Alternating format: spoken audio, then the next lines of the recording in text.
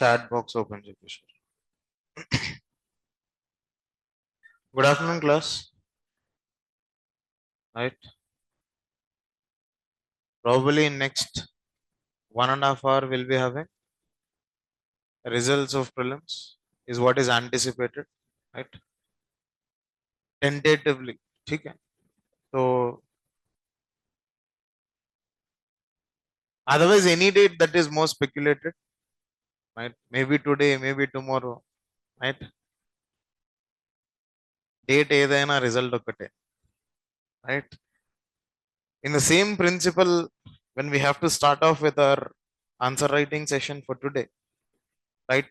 Basically, we're going to have a series of answer writing sessions for next 3 days.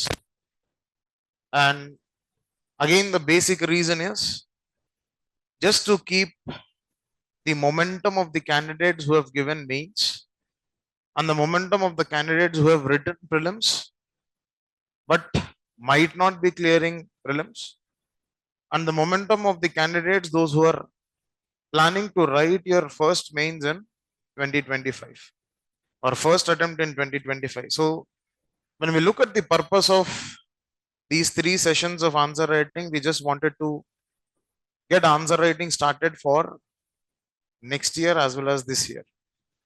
Now, considering that particular dimension with respect to answer writing, now today's session we would fundamentally look at certain dimensions. One aspect that we would see is what are the basic things to be done with respect to an answer writing.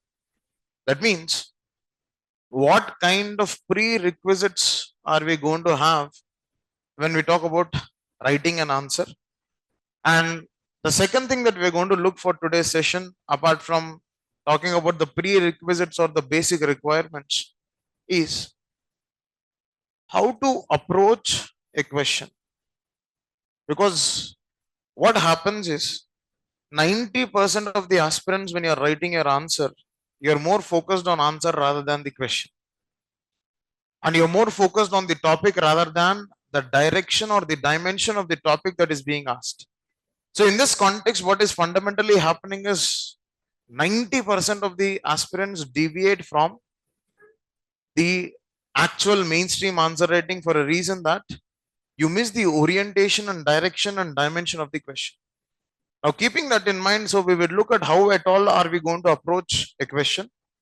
Then maybe towards the fag end of the session, I would talk about the general approach for each subject.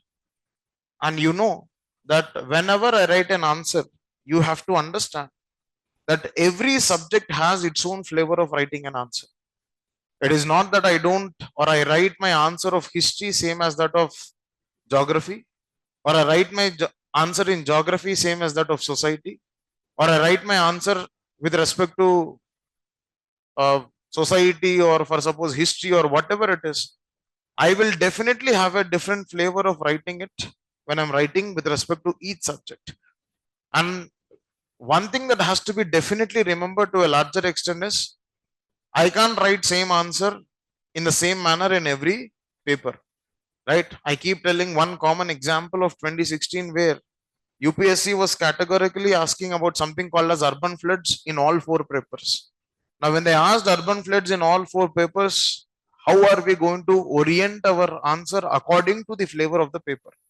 Now, for example, if urban floods is being asked in GS1, I would more emphasize on the geographical dimension rather than administrative dimension. When I'm writing urban floods in GS2, I would rather emphasize on governance dimension, urban governance dimension, the administrative dimension there rather than geographical dimension. When I'm writing urban floods in GS3, I would rather emphasize more on disaster management perspective and environmental dimension rather than talking about administrative dimension. The same urban floods can be written in the ethical perspective as well. So that means every subject that I write in the context of the question paper will be different. And when I am going to have one size fits all approach, it is definitely not right in that context. Because for me to maintain specificities, for me to maintain that tempo of the paper, I will have to devise my own approach of writing an answer with respect to particular subject. right? So all of these dimensions we're going to look into these days.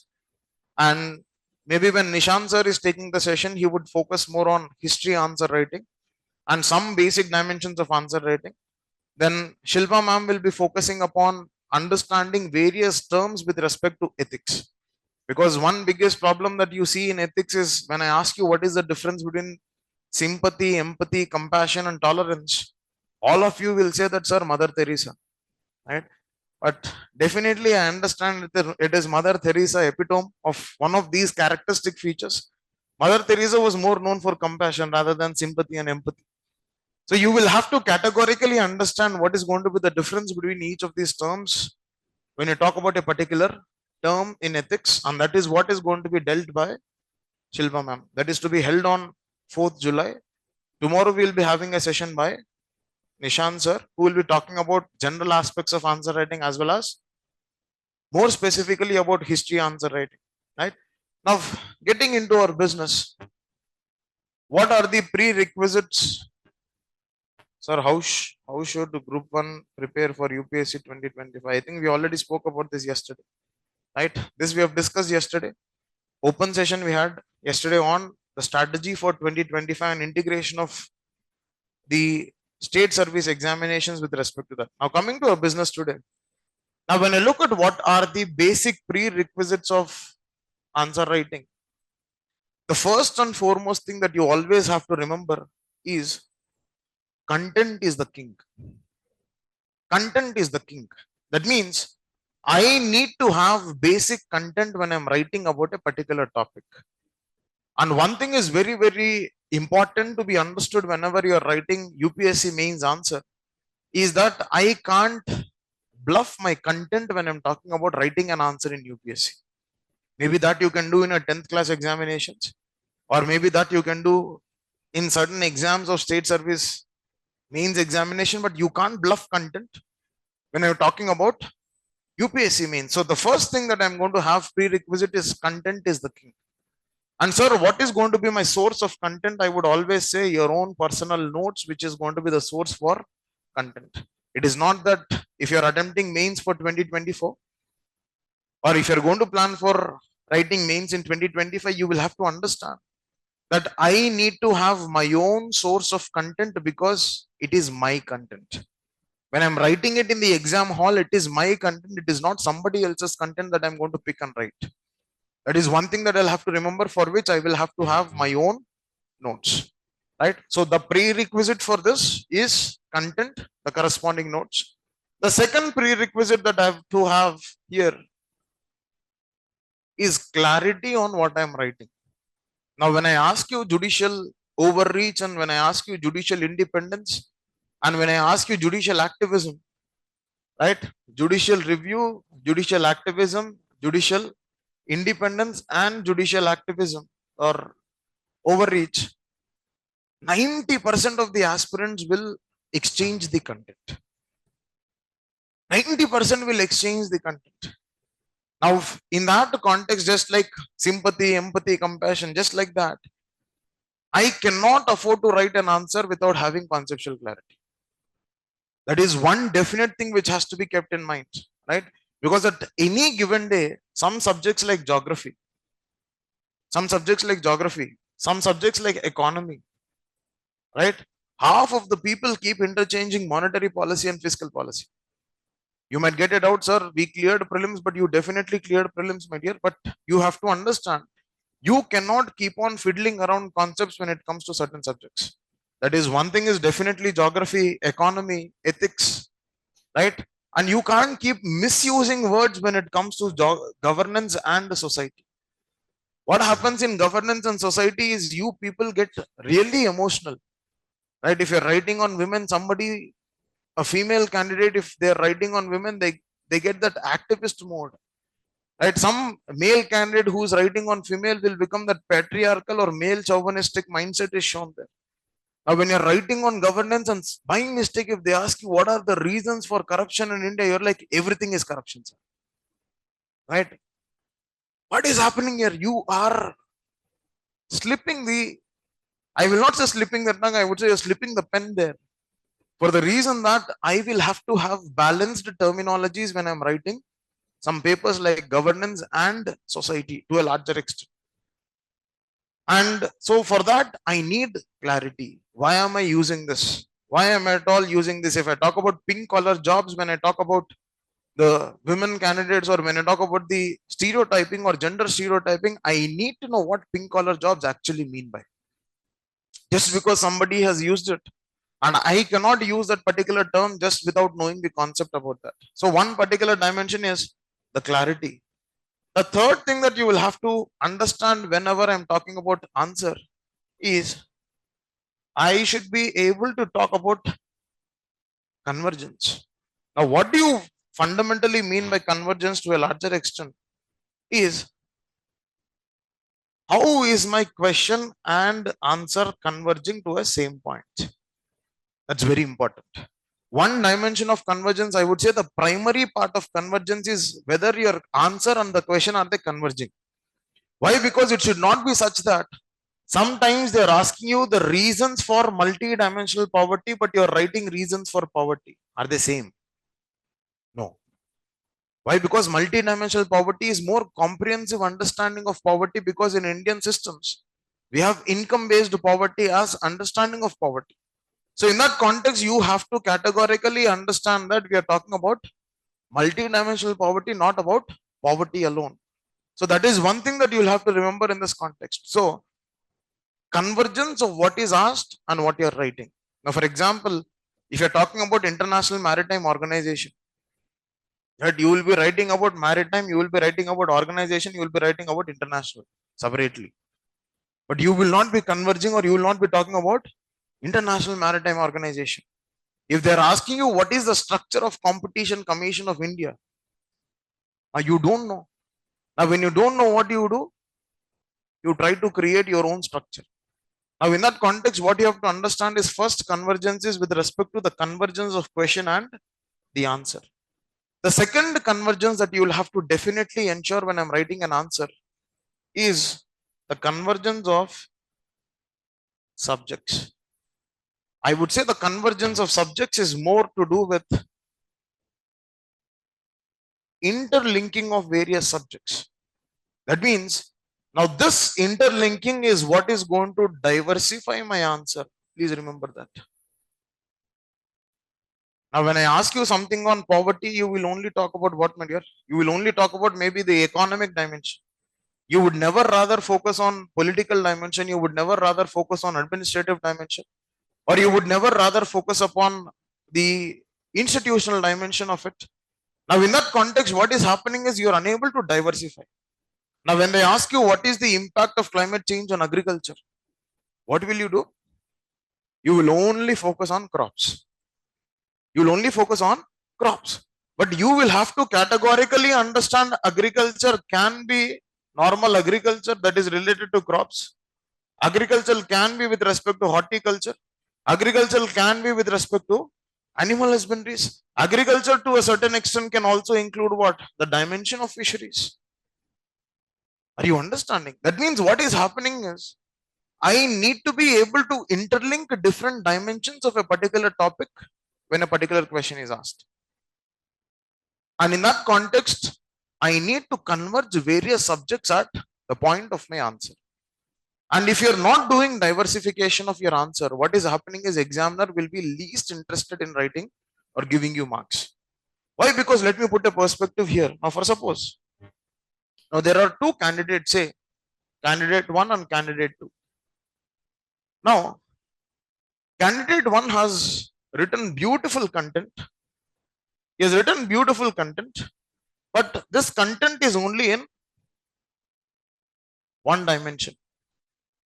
Now, that means what is it portraying to the examiner?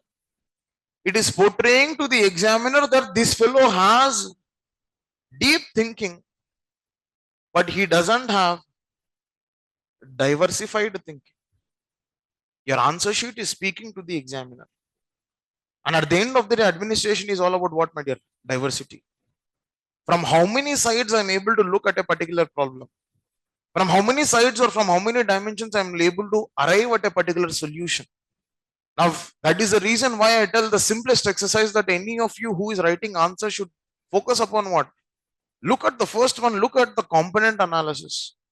Components means what? For suppose if they're asking what are the reasons for climate change or what is the impact of climate change on environment, my components of environment is what? My components of environment is nothing but it can be air, it can be water, it can be soil, it can be flora, fauna, and microbiota or microorganisms. That means what is happening? What is my impact of climate change on flora? What is my impact of climate change on fauna? What is my impact of climate change on microorganisms? What is my impact of climate change on air? What is my impact of climate change on water? What is my impact of climate change on soil? I already have 6 points. Unless and until I do this component analysis and unless and until I focus upon what is happening with respect to a particular topic, I am not going to diversify my thought process. And automatically, what is happening? You might be thinking in a beautiful format, but you're only sticking to one dimension. The maximum examiner would want to give you is around 2.5 to 3 out of 10. And gone are those days where the examiners are more focused upon only one dimension of a content.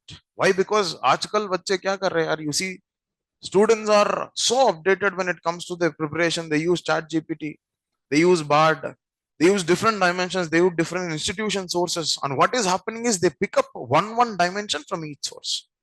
Now when they're picking up one dimension from each source, fundamentally what is happening is automatically a candidate too who writes a diversified answer will easily get 3.5 to 4.5 at any cost. Diversified. Now here it is not talking about the depth of the content, but it is talking about the various dimensions of the content. And that is very, very important when you talk about answer writing. That is very, very important when you talk about convergence. Now, if I ask you what are the issues of agriculture in India, everybody will be able to write. Beautiful, not an issue. But the individual who is going to diversify the view of this particular issues with respect to agriculture, then you will be able to talk about this, because most of you will think issues of agriculture will only be with respect to either it is the input side or either it is the output side, but you would never talk about the dimension which is related to the farmers, because we have to understand stakeholders are not only input, stakeholders are not only output, but stakeholder is the entity by himself, that is the farmer. So what is fundamentally being done in this context is diversification is what is going to take you to 4.5 out of 10, or it might be 6.57 out of 15, because at the end of the day, what is my target material? In GS, if I'm able to arrive at 100 for each paper, it should be fine. Why? Because on an average, 400 in the context of general studies can actually at least take you to interview call. 400 plus here, 120 in essay and 270 in optional. So how much it is summing up to? 790. It is summing up to 790. That means 790 is a short interview call. Now in that context, you have to understand my averaging out with respect to general studies is 100. And sometimes here and there, I can compensate of the marks of GS3 with respect to GS2 as well as GS4. Because article in GS4, people are getting 140, 145, 128. Now 120 is very common in GS4 article. And people are getting 110, 109, 108, 105 plus is very common in GS2. But when it comes to the scores of GS3, what is happening is you see in GS3, it is very, very limited. In GS3, what is happening? You see that it is very, very limited. That is, people are plateauing between 75 to 85. So in that context, what is happening is this plateauing of 75 to 85 has to be compensated by the scores of GS2 and GS4 for me to reach at least average of 400. Right? So coming back to our business here, one thing that convergence, clarity, content, and more than anything, we talk about value addition, most misused word. There's the most misused word. Why it is most misused word?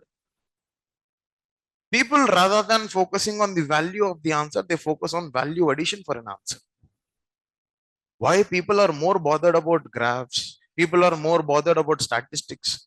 People are more bothered about writing flowcharts. People are more bothered about writing cases. People are more bothered about writing reports. People are more bothered about writing commissions. But you have to fundamentally understand that the name itself says what? The name itself says value addition. That means it can just add. It can just add. And it can never replace your content, my dear. Please remember. It can never replace your content, because during this phase who are preparing for mains examination, during this phase you will be in a complacency syndrome, you will be in a confused state, you will be running behind content. And what you will be focusing upon is, you will rather try to focus upon something which is complex. The fundamental problem there is, you will be trying to focus on something which is complex. Now, when you're trying to focus on something which is complex, automatically what is happening is you are going to waste time. Now, rather than that, I would say those are preparing for 2024 mains and those are actually planning for 2025, I would say focus on the basic content first. Focus on the basic content. The content has to have some value, to add some value to it. Remember this fact, that I need to have some value to my answer. And on this particular value, I will add. What is my addition? Addition simply means, how am I going to get that extra 0.5 marks? I don't even want 1 mark. Getting 1 mark from an examiner is very difficult after a particular stage, but easy to snatch away that additional 0.5. Why easy to snatch away that additional 0.5? Now, for suppose if I'm having an answer of 3.5, that is my basic content. Getting this 0.5 is definitely easy. Or if I'm having a value of 4, getting this 0.5 is very easy. And what will I do in getting this 0.5 is, I will only look at how am I representing some additional content in a different format. That is what is meant by value addition. Value addition is what? It is not talking about writing something extra. It is talking about in what all ways can I represent some additional content to simplify the understanding of the examiner. That's it. It is not to show off. Value addition is not to show off, because most of the people who are writing mains will think value addition is to show off to the examiner. No. Value addition is fundamentally what? That how am I going to add value, and not in that how am I going to represent my content in a different format. Why? Because value addition will fundamentally show innovation in the answer. So innovation means, should we discover something? No. Innovation simply means just keeping it different. Just keeping it different. Now, when I keep it little different with slight difference, automatically what is going to happen when I keep it little different? The examiner will fundamentally be able to generate interest. Why? Because in mains examination, marks are directly proportional to the interest of the examiner. Remember this. That doesn't mean you will use different colors there. And you will play Rangoli and Holi in the answer sheet. वो तो नहीं होने वाला है. You can't. Why? Because you will have to use single color pen. That is what is one fundamental remark which has been put by UPSC. So in that context, what is happening is, value addition is nothing but generating interest for the examiner to read your paper. Very simple terms. Before the question ends, I will generate interest in some point. Right? Just like a movie. I mean, movie, what happens when you're now, just imagine there's a whole lot of story which is going on.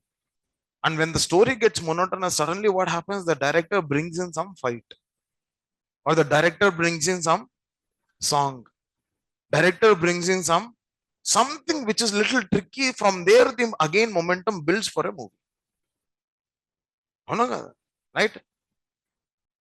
In Kalki, in movie Kalki, Bujji is just a value addition. Who is the content? Whatever is the content that has been generated by the Prabhas and the opponent and Deepika Padukone and Amitabh Bachchan, this is content. Bujji is what? Value addition. Value addition. But how do you remember Kalki as such? You equate Kalki with Bujji. No. Bujji is just value addition. Remember that. But where is the content lying? In the story, in the hero, in the heroine, in the villain. These people are fundamentally generating the content there. That is what is simple understanding. Why Bujji created an interest in the movie? Don't you think so? If there was no Bujji, then do you think the same amount of interest would have been generated now? No. Please understand this, right? So that is what is the purpose of value addition that I'm fundamentally doing in this context, right? So these four are the basic prerequisites when I talk about a fundamental dimension. Now, when I have to talk about an answer, when I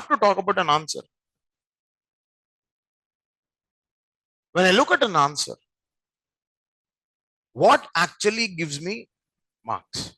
That's more important. Why? Because many myths are there when you talk about answer writing. One particular myth is overloaded content. One more particular myth is underlining. One more particular myth is value addition. One more particular myth is handwriting. Right? People even practice calligraphy. Right? If calligraphy was being considered, then my mains would have never been cleared. Impossible. I know. See, my calligraphy is this. It is impossible. So handwriting, people think that it is very important. Now we will have to bust each of this myth. Right? One more factor that I see here is people say more number of points. People say more number of points. People say points over paragraph. People say points over paragraph. Then one more common myth that I keep seeing is people talk about complex words and vocabulary, how important vocabulary is in answer. Now, in whichever list I have just written, in this particular list, I see only some things are being valid and rest others are not so valid. Now, when I talk about what is not so valid in this context, I would say that when I talk about overloading of a content, this is definitely not valid. Why is it not valid? Because I have something called as word limit. I have something called as space limit. I have something called as time limit. When I have this word limit, space limit, and time limit, how do you think that you're going to generate, or how do you think you're going to overload the content of one particular answer? When I'm going to overload the content of one particular answer, what is fundamentally happening in this context, my dear? What is fundamentally happening in this context is you will have to understand that when I'm going to have one particular answer where I'm going to write more number of words, automatically the other answer is going to take a hit. Because I know that each question of 10 marks will have same marks. And I know that for each of this, I will have to write only 150 words. And each 15 marker, I know I will only have to write 250 words. Now, when I bring in more number of words somewhere, now one simple trick that rather I would follow is in an answer which I know well, I would hit 150. But in an answer which I'm not very sure, I would maintain around 120, 125. But I will tell you those things little later. As we progress across the discussion, I will tell you that how to manage an answer which you don't know. How to manage an answer which you don't know. How to fill the page for an answer which you don't know. There is one fundamental thing, that is what is called as crisis management in an answer writing. I'll discuss about that dimension. So this overloading content is not definitely a valid argument when I talk about answer writing. Underlining, I would say it is partially correct. Partially correct. The reason why we underline to a larger extent when I'm writing an answer is just to show important content to the examiner. Now, there are different ways of showing important content to the examiner. That means, how am I going to highlight my content in this process? When I'm going to highlight my content in this process, one general format people follow is what? They underline. That is common. But one major problem that I see is when I say underlining. Now, for suppose say this is the answer sheet and this is introduction. And what people do is from introduction onwards, they start underlining. And the underlining kaado telido em ardham kaadu. Underlining means what? Showing something which is important to the examiner. And you can't tell to the examiner, I'm underlining everything, so everything is important, please read. That is impossible. Then there is no purpose of underlining.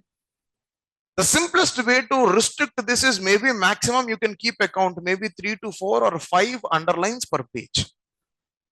That is the easiest way to limit the thing, because under exam pressure, you will feel everything is important.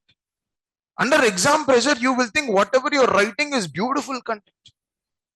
Because after coming out of the mains hall, everybody will have that feeling, Mama ASR IAS Pakka. There are only few realized souls who will know how they have written. And that will come only after second mains, third mains.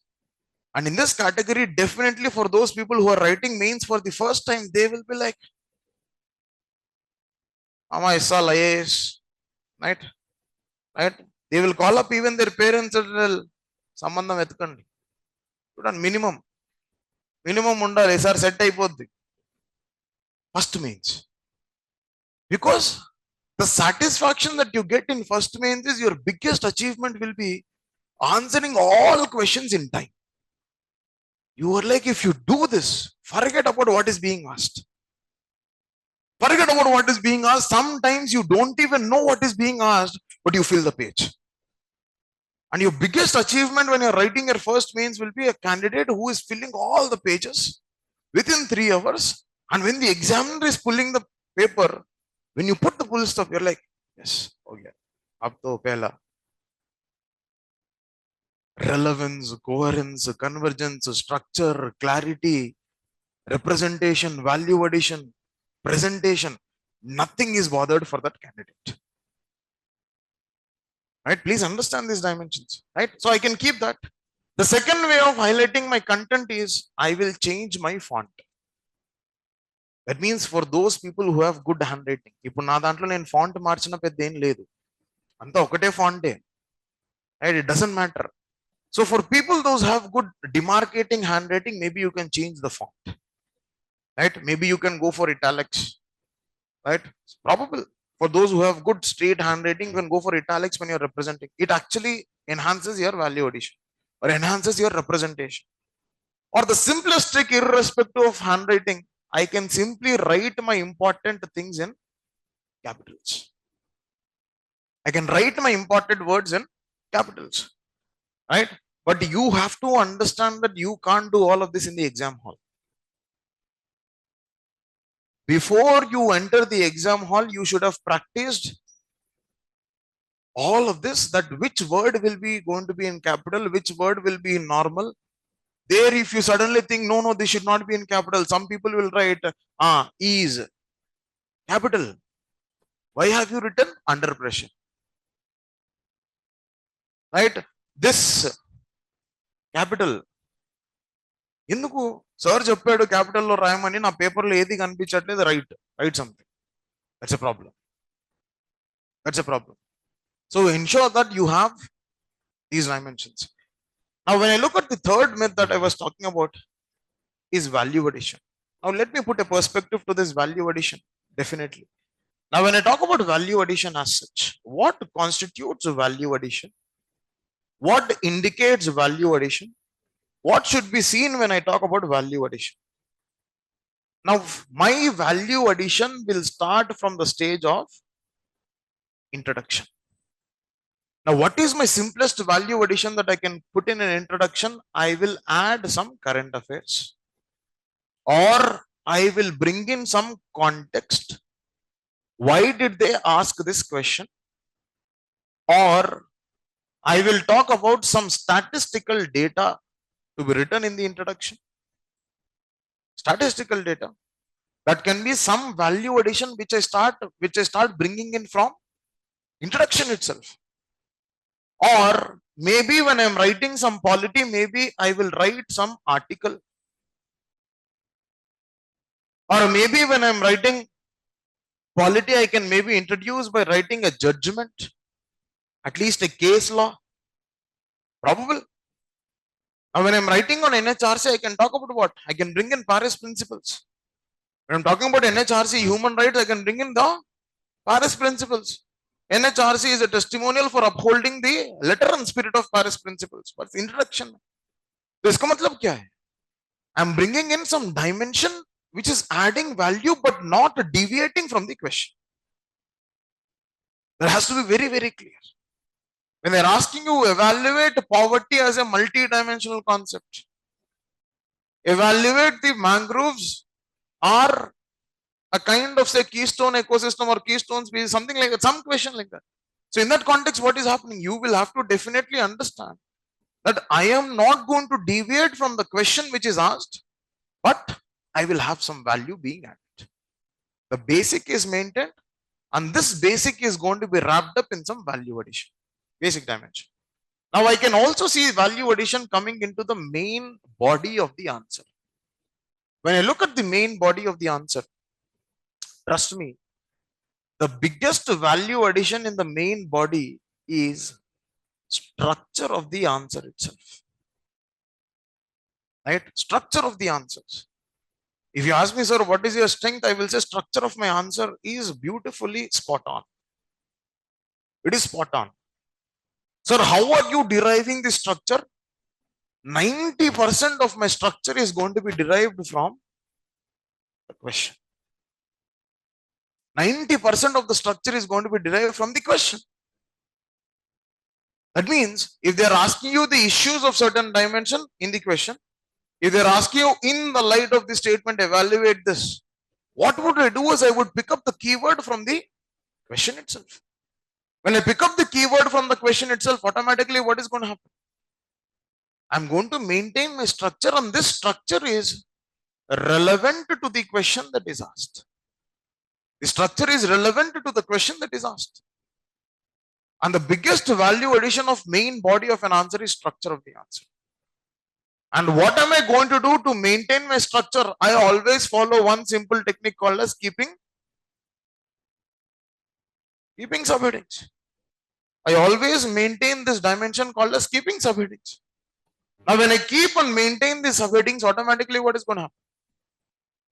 When I keep and maintain the subheadings, I will keep on reiterating to the examiner, Arey Babu, you've asked this, I'm writing this. You've asked this, I'm writing this. That means my subheadings should be able to reconstruct the question that has been asked. That is the easiest way to check whether whatever subheadings you have written is right or wrong, is when I read the subheadings, whatever is asked in the question should be reconstructed. Easiest way. Easiest way to maintain the structure. How am I deriving the subheadings? Again from the questions. Chinnappudu micro Xerox. Micro Xerox, no? You never did that? Oh, okay. Okay, college. And the whole of engineering that you have done is how to go for micro Xerox. That is the biggest engineering that you have done, I know. So, isme aap log, what you used to do? Chumma, whatever is there, you used to write without even a full stop, comma changing. Same thing you will have to do when it comes to subheadings from the question. I will simply pick up the verbatim of the question and put it as subheading. That's it. It is only that I will eliminate the question forms. What, why, discuss, examine, all of those I will eliminate. I will simply take out the theme of the question and put it as subheading. When I do this, automatically what is happening is I see that the examiner is going to be mentally satisfied that you have addressed the question. That is a simple trick. Why? Because here he is seeing the subheadings. Again he is reading the question. Seeing the subheadings. Again he is reading the question. That means what is he mentally getting a feeling of? That whatever is in the question, this fellow has answered. Mental satisfaction. Mental satisfaction. So when I look at this particular dimension, this is what is to be understood, that is subheadings vis-a-vis from the questions. The second thing that I see in the context of value addition, The second thing that I see in the context of value addition, whenever I'm talking about is, I see different forms of representation. Now, when I always remember or when I always say forms of representation, keep in mind that these forms of representation simply imply how am I simplifying the content to the examiner? How am I simplifying my content to the examiner? Now, in that particular context, one simple representation that we can see is maybe a map. Now, whenever I'm talking about disaster profile of India or mangroves or some presence or coastal resources or forest resources or maybe some water stress regions or land degradation, every of this can be represented in the form of a map. Now, when I'm able to represent all of this in the form of a map, what is happening? It is going for a simpler representation to the examiner. That when this individual sees this map, he is able to understand what is going on with the answer. First thing. The second representation that we can majorly see in the context is with respect to graphs. Somebody will say that innovation in India is increasing. Beautiful. You have said that innovation in India is increasing. That is phenomenally good and fantastic. But how am I going to substantiate that the innovation in India is increasing? My simplest substantiation would be what I would say, talk about global innovation index. Now, when I talk about this global innovation index, when I see this global innovation index, what is happening? I see that from rank 81 in 2015, now we are rank 40. That means what is happening? We have improved by 40 different places over a period of time. When we have improved by 40 different places over a period of time, it categorically shows that the innovation is increasing in India. And how will I show that? I can simply show that by a graphical representation. So that means I'm using a diagrammatic representation of a particular point that I'm keeping it. And one more thing that I can look into is some people are obsessed with flowcharts. And the simplest flowchart that all of you will use is what, my dear? If this is the page, and what do you do if this is, you keep the heading. And you say this is flowchart, this is value addition. Beautiful, fine. But always remember one disclaimer here, that whenever I'm representing some content like this, remember this should not be the main part of the question. I cannot represent something in this format which is the main part which is asked by the exam. Some additional dimension, if I want to bring in, I will put it in this dimension. But otherwise, when it is being asked about causes, I cannot simply say causes and do this. No. I will have to allocate a separate space. Why? Because here you have to understand, space management in the examination is very, very important for marks. And space management in examination is very, very important for addressing the question. What do you mean by the space management and its corresponding effects? Is, for suppose I know that 10 marker I am supposed to write in 2 pages. And here is the question. Up to this point, I'm having the question. Generally, what I would prefer is, I would, for a 10 marker, I would prefer 2 to 3 lines of introduction. For a 15 marker as well, I would prefer 2 to 3 lines of introduction. So that means this is what is going to be my introduction. This is what is going to be my introduction. Now you have to understand that how much is left for me? 60% of the page.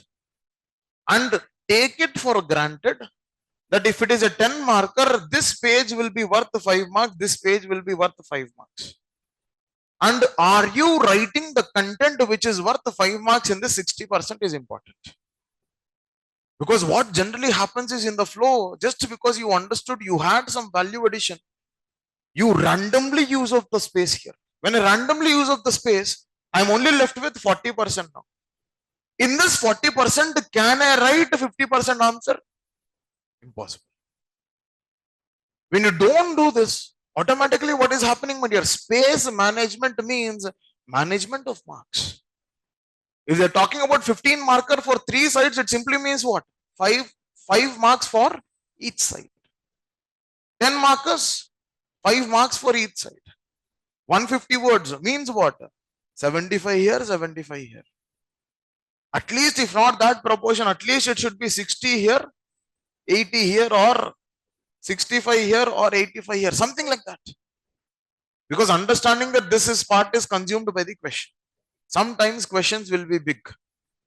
There you can't tell the examiner or complain the examiner, question is big, I don't have the place, please give me place. అదేంటమ్మా queue ఆ పక్కకు జరగమ్మా నేను కూర్చుంటా అన్నట్టు ఉంటుంది. Is that possible? No. You can't afford to do that.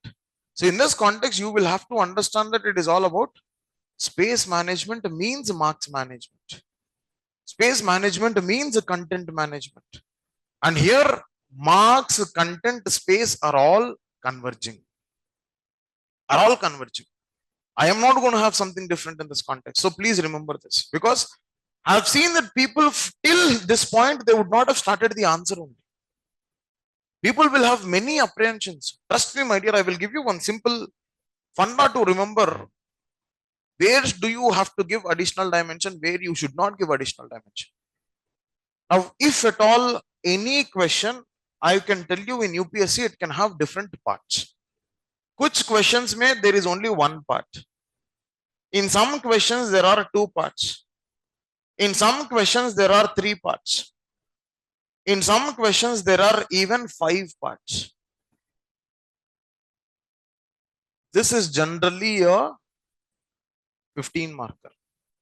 That is generally a 15 marker. And what does it imply? Each part is worth how many marks, my dear? 3 marks.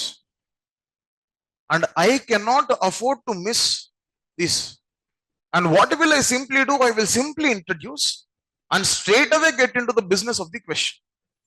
I am not going to, or I don't need any additional dimension because question by itself is giving you 5 different parts. For example, last year in GS3, if you look at the question on Chandrayaan, the question on Chandrayaan by itself had multiple parts.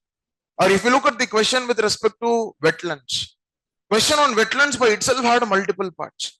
Now in that context, you cannot randomly keep depending upon I will generate an additional dimension there because it is not required.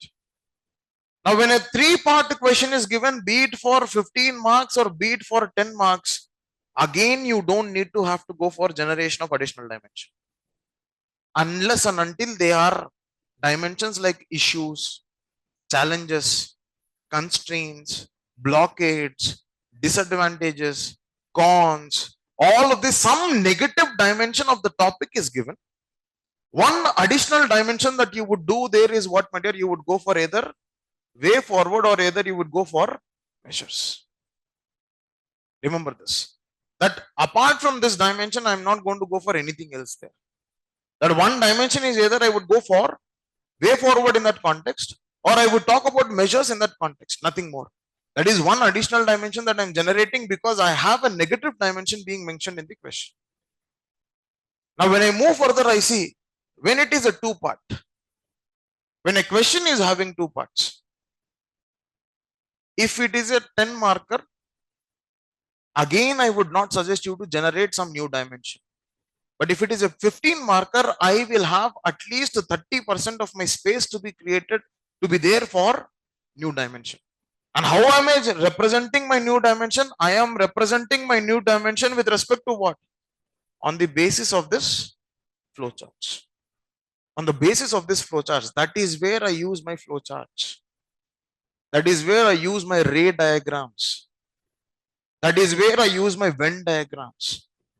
Where am I using it? When I am generating an additional dimension. When I want to show to the examiner, Arey Babu, before whatever you have asked, there is one part which is not asked in the question. I am telling you that one part in the form of this. Are you understanding this dimension? Right? So that is one thing that you will have to remember here. Then one more form of representation that I can generally have when I talk about representation or forms of representation is, now I told you one dimension is either you can go for Venn diagrams, either you can go for Venn diagrams, or either you can go for data. There is a very, very different approach that is seen with respect to data. Sometimes people will say mention the source of data, but humanly impossible. humanly impossible for us to mention the source of every data that is being present there. Now, rather than that, what I would say at least for some dimensions of it, at least for some dimensions of the data that you put in, mention the source. For others, you just mention the data. But ensure that you use some words like approximately, around, over. That tagline is being used such that now some people will confidently tell 18.14%. This is overaction. Overaction. And by mistake, if it turns out to be 28%, you will be doomed for the day. Now here, what are you showing to the examiner? Hey, I know the data. But examiner will tell you that, Babu, whatever you know is wrong. Now when examiner is pointing that whatever you have written is wrong, get ready for next means. That's what will happen. Why? Because examiner will never like him being fooled. Don't you think so? Now just imagine you're playing a prank on the examiner. Now examiner is evaluating your paper like, Tuch. And what will examiner do? Will he like it? He'll say, ha ha ha, thank you for pranking me. Or will he say, you will be penalized for pranking me? Penalized. Definitely happens. Why, my dear? That person is an individual with lot of knowledge. UPSC mains examination papers are being evaluated means that individual has a stature. And you believe it or not, people put this point in their resumes, in their curriculum vitae, in their biodata. They say, I am the evaluator. Why? Because definitely toughest examination in the country, and this individual is evaluating a candidate who is preparing for toughest examination. That means already his stature in the society is like this. And now you, like one bacha fellow, you're trying to prank this person. Look at his ego levels. He will be like, I am the supreme. I am the supreme. And you, chutko fellows, you will try to prank me, you will try to fool me. Get ready. That is why some people even get 50 out of 250. 30 out of 250. It's a different case if you don't write, but in spite of writing, when you're getting 30, 35 or 50, it definitely means that somewhere you messed up in the answer sheet. And unfortunately, the examiner understood that you messed it up.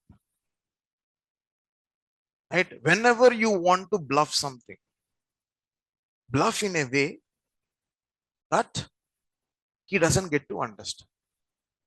But even if he understands, he should think that is out of innocence.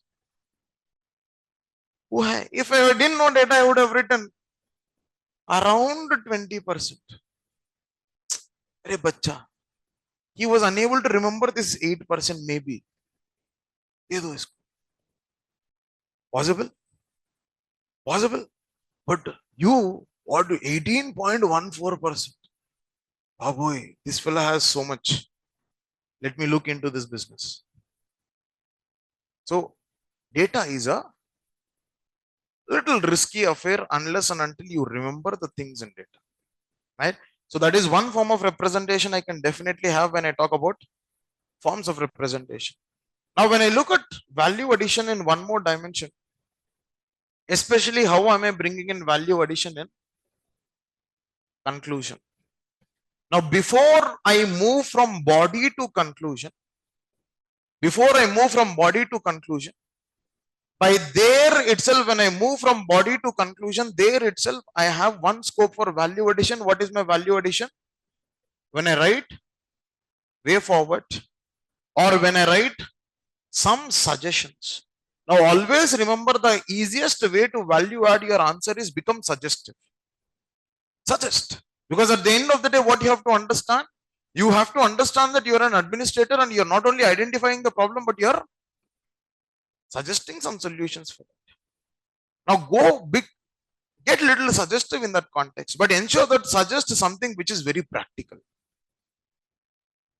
Or don't say some solutions like eradicate caste system. Can you? Can you? You can't. Can you? You can't. Why? Because there were number of generations before you and there will be some number of generations after you who is following the same system. Don't you think so? I can't. Right? Simply talk about bring in automation in whole industry. Where will the labor go? Uddu fellow, if you don't clear means what is your future? You have to understand that dimension. So please remember that when you automate everything, what is your future if you don't clear means? It's a different aspect. So in that context, practical. Why? Because a civil servant has to be pragmatic in nature, not ideal. Whenever you're giving suggestions, become pragmatic, practical, very, very important. Now, when I'm talking about the value addition, when I talk about in conclusion, the simplest value addition, a go-to approach would be talking about SDGs. Talking about SDGs, but that doesn't mean every answer has a conclusion of SDG. Right? People do so much in that. Just because that is the only thing that will be coming to your head. In society, you will have 6 questions. Now, when you're having 6 questions in society, what do you do? For everything, you will put SDG. SDG 1, SDG 2, SDG 3, SDG 4, SDG 5, SDG 10, SDG 16, SDG 17. These are very, very applicable to the concepts in society. And finally, what will happen?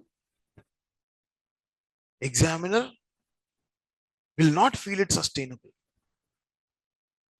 Although you have written sustainable development goals, examiner will not feel it sustainable. Unsustainable mechanism. अब इसमें एक simple trick है कि I know that in GS1 कितने papers है? 3 subject. In history, what SDG will you write? Huh? Ashoka should have implemented SDGs. Will you say that? क्या बोलोगे यार हिस्ट्री में SDG है क्या कुछ एप्लीकेशन? नहीं होगा. Right? There should have been SDG 16 and 17 partnership between Marathas and Mughals. होगा. नहीं यार आप लोग नहीं लिख सकते. SDGs in history is not possible. तो इसमें से I can write it in geography, I can write it in society. Ensure that one question. Bas. Don't overdo this. One question. And बाकी क्या है? When I talk about GS2, for polity write one, for governance write one, or maybe for social justice also you can write one, no issues. But for international relations, I don't have anything being present there. For international relations, it is a tough business. I can't tell. So in that context, what happens? You will have to look at different way of concluding with respect to that. Now, when I look at GS3, I know in economy, I can use it for 1. In environment, I can use it for 1. In SNT, I can use it for 1. In internal security, if I want, I can use it for 1.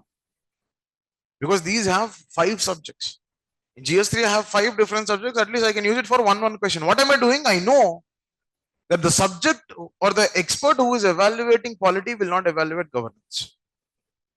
And a person who is evaluating IR will not evaluate polity. And a person who is evaluating geography will not evaluate society. इतना तो पता है मेरे को. I know that different subjects will be handled by different individuals and the experts. So in that context, a person who is evaluating economy will not evaluate environment. That means I can manage this by writing 1-1. And when it comes to GS4, what you would see there? I would use SDGs maybe in 2 questions max. But इतना ज़्यादा नहीं है. Utility नहीं है इसमें. Now, when you talk about one more form of conclusion that I can see apart from SDGs, generally, I can talk about some commissions and committees. I can talk about some commissions and committees, especially in the context of GS2 or especially in the context of GS3 or especially in the context of GS1, that is society wala part. I can bring in some dimensions of committees and commissions whenever I am concluding upon things. That can be one decent value addition that can be seen when you talk about committees and commissions. Now, one more thing that I can bring in here, maybe some international examples. Maybe whenever I talk about water management, I state Estonia as one of the examples for water management. So that means when I'm talking about Estonia as an example for water management, it simply implies what? I'm bringing in some best practice. Whenever I'm talking about disaster management, I will definitely mention the community-based disaster management of Odisha. That is definitely, I will write that as one of the conclusions in disaster. If not that, maybe I will talk about the concept of building back better or build back better in the context of Sendai framework, in the context of Sendai rules. So in that context, what is happening? I'm bringing in some best practices from the international and national level examples there. Taking the necessary cue from the community-based disaster management of Odisha. The role of community has to be improved for ensuring disaster resilience in disaster management in India, which I said. So that means what am I doing? I'm bringing in some best practices that can be value addition. So that means what I have just shown you, I have just shown you value addition is not something which is different. Value addition is organic part of my content. And value addition doesn't mean I'll keep separate box, I'll keep separate map. No, it is part and parcel of the content. And the beautiful part of value addition that you will have to remember in this context is the best value addition is such value addition which is done in an organic manner. That when I do these things organically, that means I am not forcing in some value addition. Just for putting it sake, I'm not forcing it. What am I doing? When I'm talking about poverty, I'm stating its value. When I'm talking about globalization, I'm bringing in the concepts of globalization, Uberization, hyper-globalization, some dimensions like this, McDonaldization, something like this. That means what am I fundamentally saying? I have an organic incorporation of value addition with the content. That is why I've done this value addition with respect to each part. When I do this form, automatically I don't need to separately think about value addition because I'm already writing answer with value additions. That means this actually brings down my burden on my head more than 10% or 20%. Why? Because whenever you're writing answers, people around you will keep telling value addition, value addition, value addition. Beautiful. But they will never tell you how to use this value addition. And you will be thinking when you're writing an answer, you will be thinking value addition has to be done. But you will think value addition has to be done separately. No.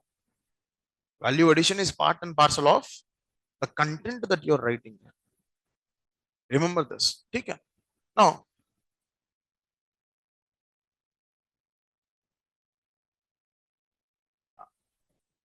handwriting. How important is it? Important, very important. Some people will come out of mains, after mains result, they will say, sir, my handwriting was beautiful, but I didn't clear mains. How does that matter? How does it matter? That you see all India top 10 ranks. Some will have good handwriting, some will have handwriting. Right? Good or bad, it is according to their fate. But definitely one dimension will be ensured, that is legible.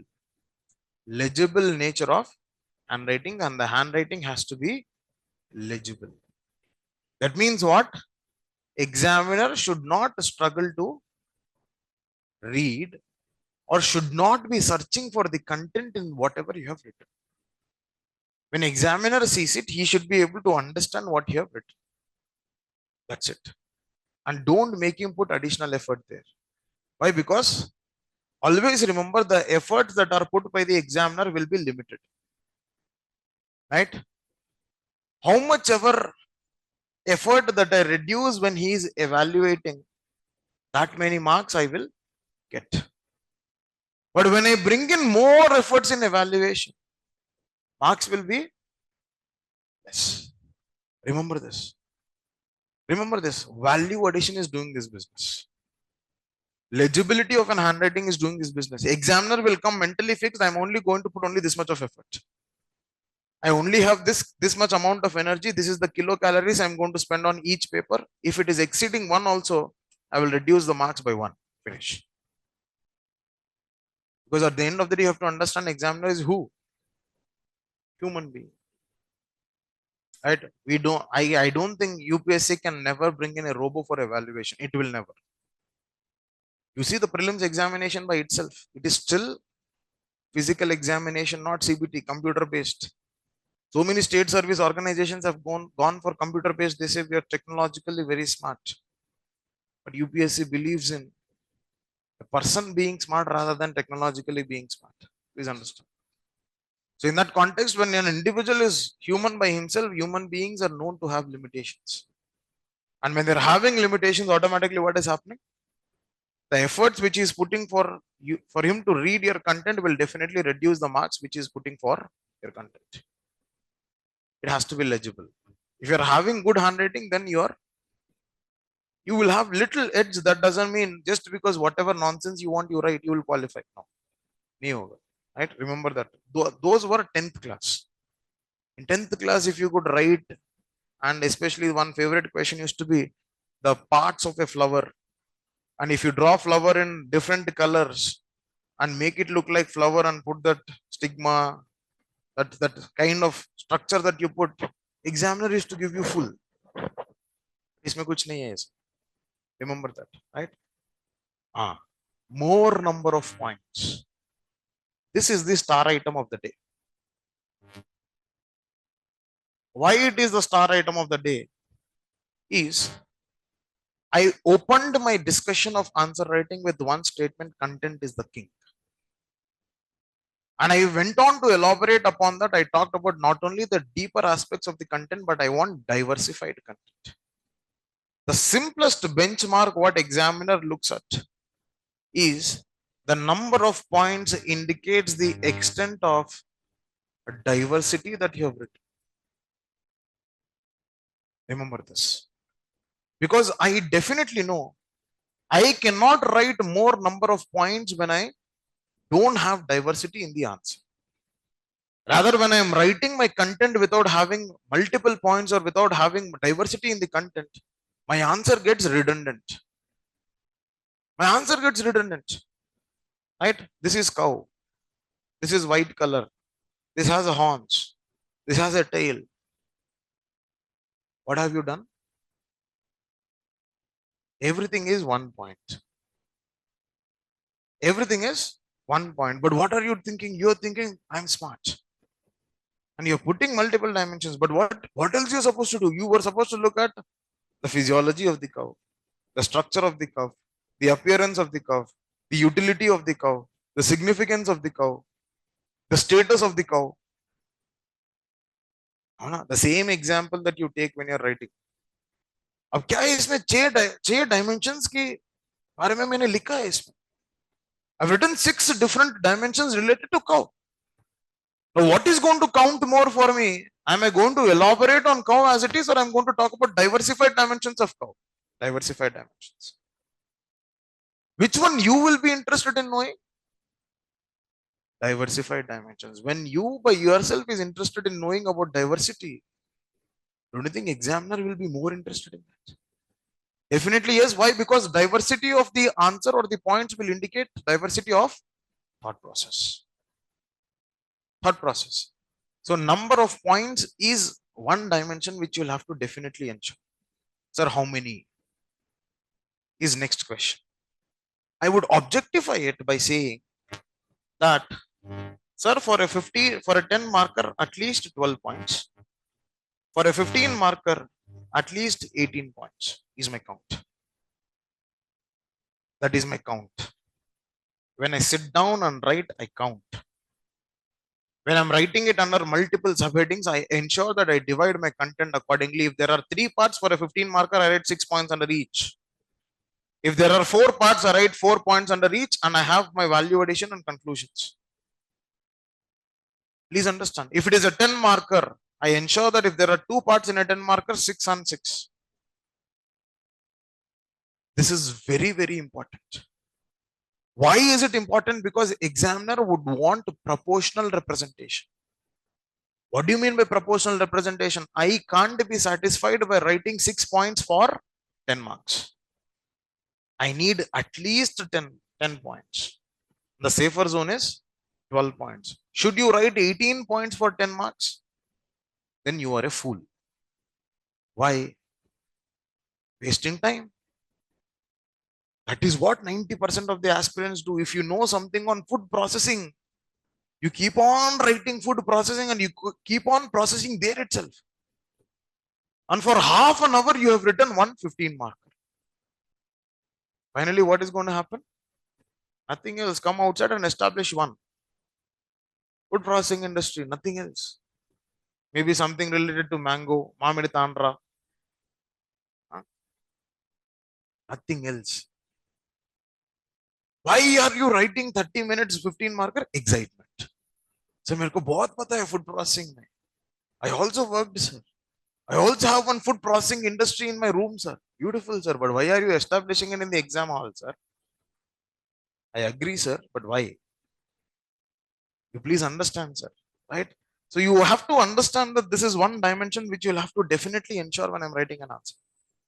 मेरे को इतना तो पता होना चाहिए that how much should I cut? Why am I objectifying? I am objectifying just to save time. Because when I'm writing a 10 marker 1, 2, 3, 4, 5, 6, if it is 3 parts, I will write 4. If it is 2 parts, I will write 6. If it is 1 part, I will ensure that I will write 12 points. Minimum. So what should be the maximum, sir? Maybe 12 to 14. Max. Sir, what should be the maximum? Maybe maximum 20. Max. Why? Because if I'm spending more time on one question, I am forced to spend less time on the other question. If I'm spending more time on one question, I don't have a guarantee whether I will get more. But if I'm spending less time on one question, I am 100% sure I will get less. The beauty of UPSC answer writing is that it demands an average answer with proportionate representation. It doesn't demand a perfect answer. Why? I don't need 100%. I don't need 90%. The maximum that I need when I'm writing general studies is how much? 50% is a beautiful score. 50% is a beautiful score. One paper with 50%, बाकी का papers with 40%, बस हो गया. तुम कुछ all India ranker तो बन जाओगे. Provided your interview is good. Right? నా వైపు చూడకండి ఎందుకు చూస్తున్నారు అలా? I understand. So you provided your interview is decent, your interview is average at least, then it should be fine. So more number of points. The next one that I will say, points over paragraph. The biggest myth. Right? Now my simplest approach would be in the context whenever I'm talking about points versus paragraph. What is my simplest approach that I would say?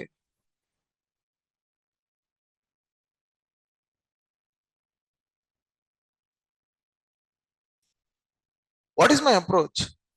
Is whenever I am writing GS1, GS2, GS3, I would rather prefer points. Why? Because I need not explain anything.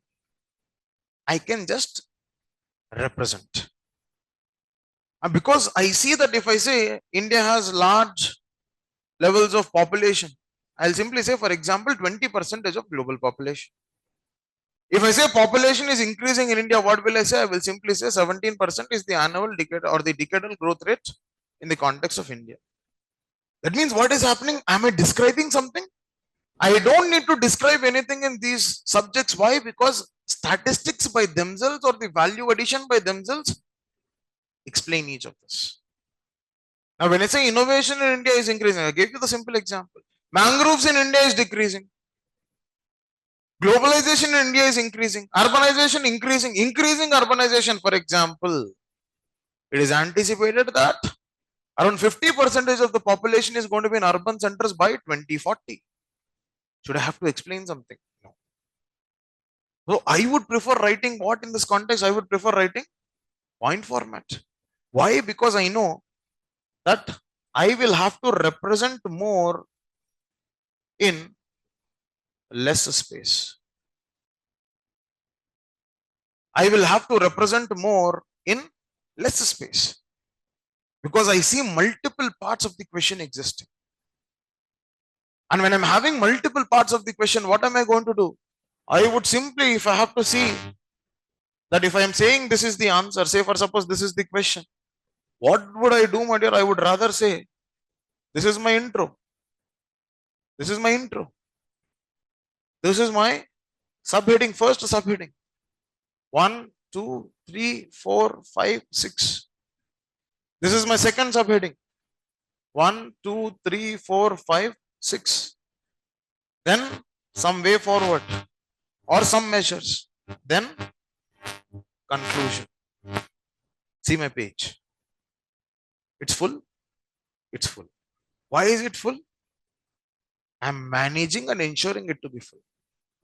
Psyche of the exam. Now just imagine I'm ending my answer here. What will happen? I told you, marks, space, content is equals to mains. If I'm leaving 50% of the place, what does examiner think? Examiner thinks this fellow doesn't know 25% of the answer. And then I'm saying each is 50%, half of each is 25%. If I'm leaving 25% place, it is very, very implied that the examiner will think this fellow does not know 25% answer. Now, when he thinks that you do not know 25% answer, will he evaluate your answer out of 10 marks or out of 7.5? Out of 7.5. इसलिए काफी लोग को मिलता है कितना 2 out of 10, 2.5 out of 10. Why do you get 2 or 2.5 or 1.5 out of 10? Because you have not answered all the parts in the question. You have not ensured all the parts of the question is being answered. Now, when you don't ensure all the parts of the question is being answered, automatically this is going to be the issue which is going to exist. That is one major problem which you will have to definitely ensure in this context, right? So this is what paragraph or point. Now, no, sir, I think it is going to be monotonous when I talk about paragraphs. Why do I not suggest of paragraphs? Is paragraphs are not in your control. Under pressure, slowly the Kalidasa within you comes out. Shakespeare comes out. And what that individual does under pressure, he keeps on writing. What is he writing? What are you writing? What is she writing? I don't know. But writing. Not under my control. And for most of you, you do not know what actually represents a paragraph. You think paragraphs means if I write half page, that is one para. Is it so? Definitely not. Whenever you're writing your answers, ensure that my paragraph size is hardly 3 to 4 lines. Answers. I'm going to discuss here. Essay, it is a different ball game. Paragraph in essay is a different ball game. But when I'm ensuring paragraphs in answers, my paragraph size is maximum of 3 to 4 points, nothing beyond that. Why 3 to 4 lines, nothing beyond that? Because what is going to happen there, if I go beyond, I cannot diversify my answer. What am I doing in this paragraph? The first line, I'm having an opening comment, substantiation, conclusion for the next point. Point, substantiation, conclusion for the next point. Point, substantiation, conclusion for the next point. This is what is my structure of a paragraph when I'm writing a paragraph. In case if you want to put in. But personally, I have never preferred writing paragraphs, right? Probable. It might have worked for somebody else. It might not have worked for somebody else. But if you wish to show, ensure that you're showing some proportion there. Maybe 3-4 questions in paragraph. Kabhi kabhi mauka mile to. And where will you get that chance to express in paragraph? Whenever there is only one part of the question which is asked. When I'm having multiple parts, I don't get leverage to express it in paragraph because I don't have space. When I write 4 lines in paragraph explaining only one dimension, I would rather prefer writing 3 points in the same space. That is what is my calculation. So in that context, please ensure what you're writing, please decide upfront. And your paragraph and point size should be managed according to whatever you decide it is going to be. It is not going to be random. It is not going to be in exam hall. It is going to be outside the exam hall. One thing. One more thing that you'll have to understand when you talk about ethics, probably you will have to go for paragraph writing sometimes. And when you talk about essay, no points, only paragraph. Right? There is one narrative which goes on in state service examinations. They say that people write essays in point format also. Anduke the state service. But when you talk about UPSC and when you talk about civil services, it is what? No points in essay. And some people will draw diagrams. Right? When they ask you that how man is becoming human, right? You will draw chumma this. Sir, this is, huh? And how is this fellow becoming human? What will you do? You want value addition, sir. You only told, sir, value addition. Beautiful, sir. But ensure that always remember in some things like essay, flow is very important. Now, suddenly when I am narrating something, now just imagine you are seeing something intense in the phone, and suddenly there is some buffer in middle, or suddenly there is some ad. कभी कभी YouTube में मिल हो जाता है ना वो 8 seconds 5 second के ad. You're seeing something interesting and suddenly that ad appears. These diagrams will be like that ad which is irritating to the examiner. Right? You have tried building your story so much when you're writing the essay, and examiner is more interested in knowing what is going to happen next. So much of narration you have put in, suddenly you come in something with this, and maybe a flow chart or maybe a Venn diagram. You think that is innovation there, but examiner thinks that is nonsense there. Please understand why you have tried so much of efforts to build in the narrative. You are building the intensity. Examiner is engrossed with the story that you have written. Suddenly you draw something. What will happen? All the interest will vanish. And what will you do when you're seeing something intense and suddenly something is buffering, or suddenly that ad comes? Get lost. You will keep searching for skip ad, skip ad. అది దొరకదు. అప్పుడు ఏం చేస్తావు? Close చేస్తావు, మళ్ళీ open చేస్తావు. Examiner also let him not search for skip this essay, skip this fellow, skip this paper. No. Why? Because if that thought comes to the examiner, you will have to skip 1 year. एक चीज बहुत important है इसमें. Remember this. ठीक है. Next.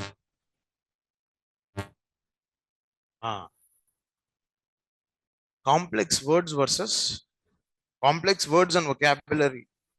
Now, when you look at this complex words and vocabulary when it comes to answer writing and civil services, now ensure that simpler the better.